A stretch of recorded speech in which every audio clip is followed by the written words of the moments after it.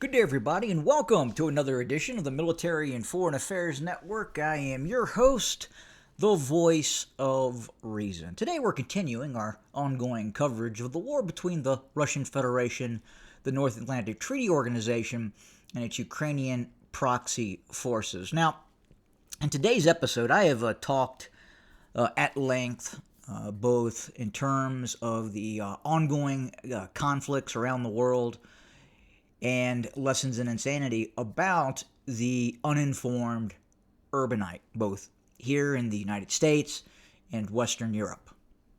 Ignorance is bliss. A society at apogee breeds, again, ignorance and the uninformed urbanite. People that, on one hand, support various conflicts and yet have no idea where those conflicts are occurring, have no idea about the actual nation states involved, where their location is, what their history is. And it's important.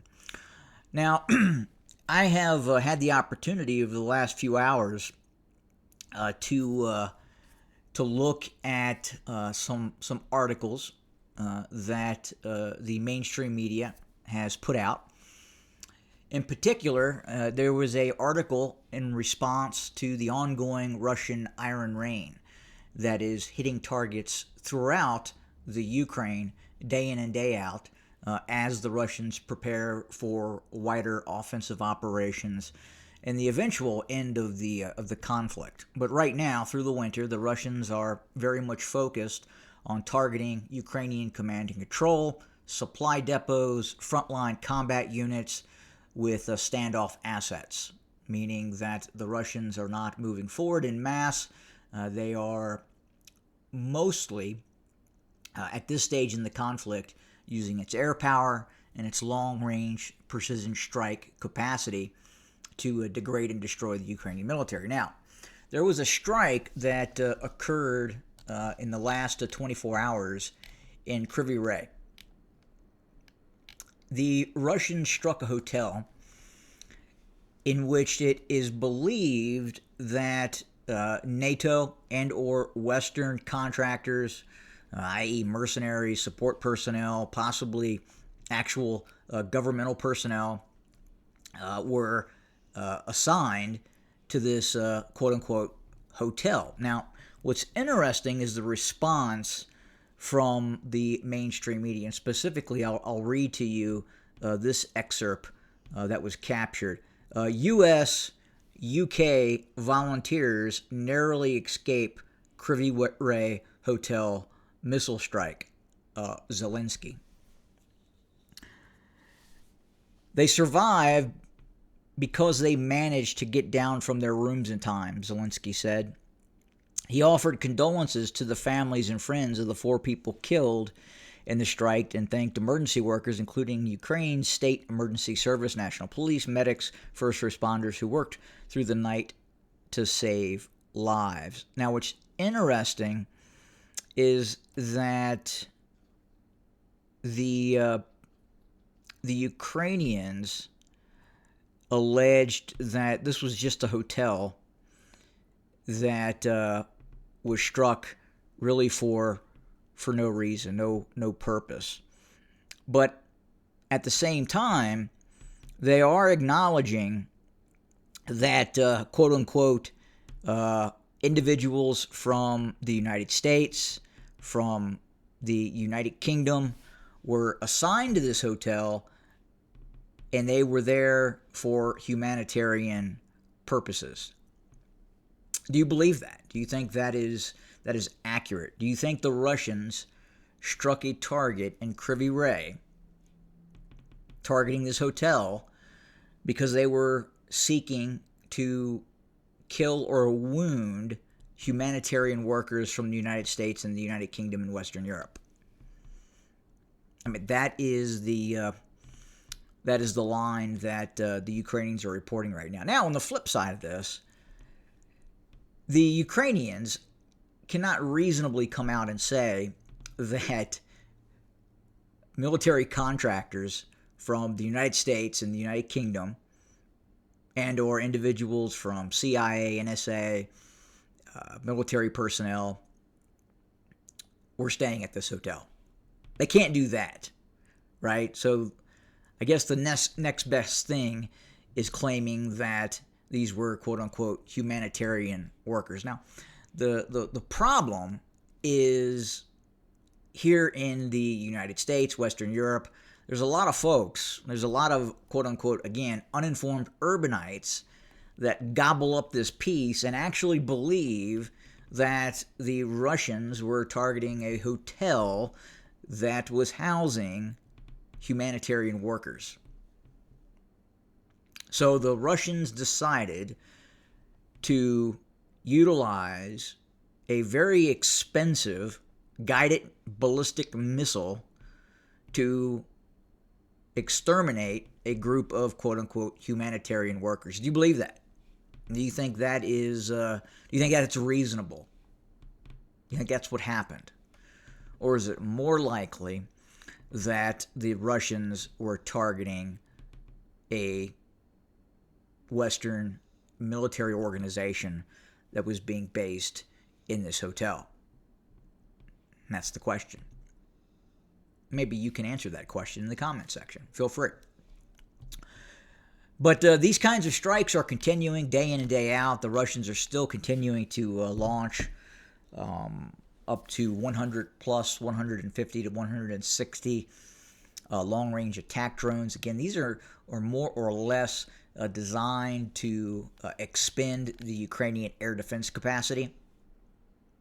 Yes, they do have the capability of hitting targets and causing damage to targets.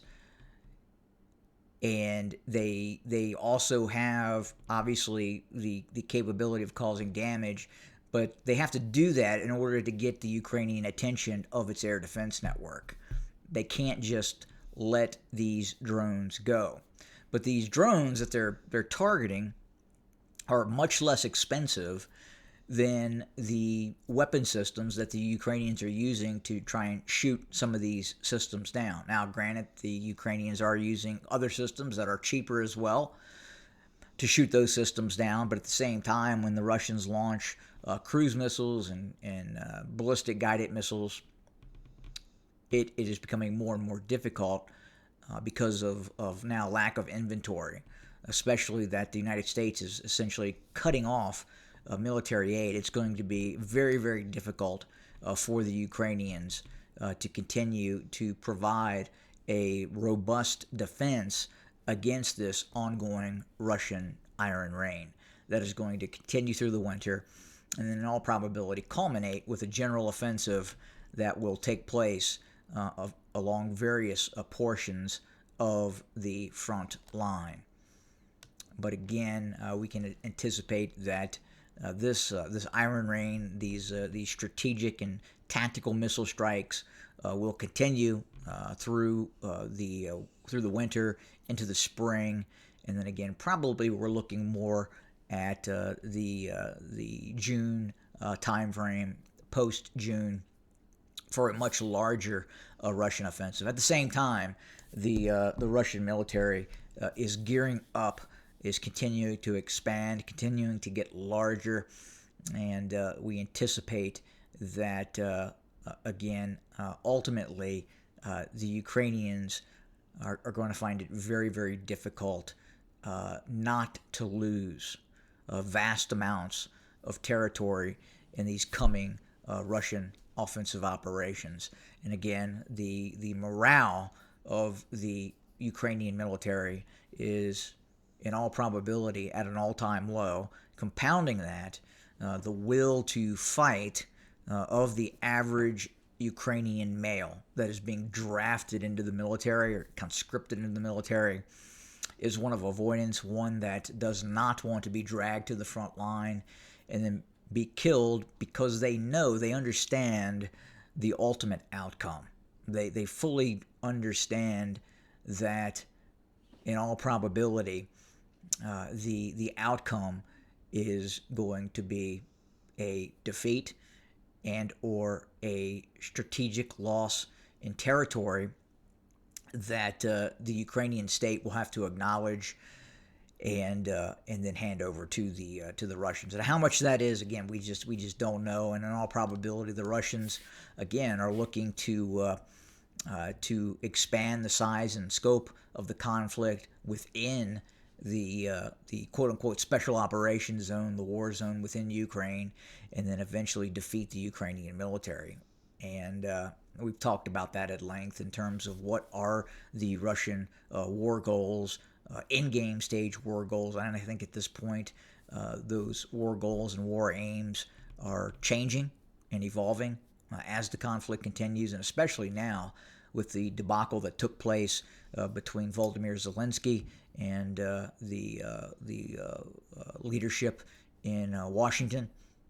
Again, complete debacle that is probably going to harm the Ukrainian cause in ways that many people just can't really grasp as of yet. But that American support that has been ongoing for quite some time is now getting cut off, as is the intel that was much needed by the Ukrainian military command to assist it in the ongoing conflict. Without those three key ingredients, again, direct infusions of cash to pay the very corrupt Ukrainian and military apparatus and state political apparatus, two, military supplies to directly support the Ukrainian military, and three, probably the most important of all, or equally as important, is the intel capacity that the United States has been handing over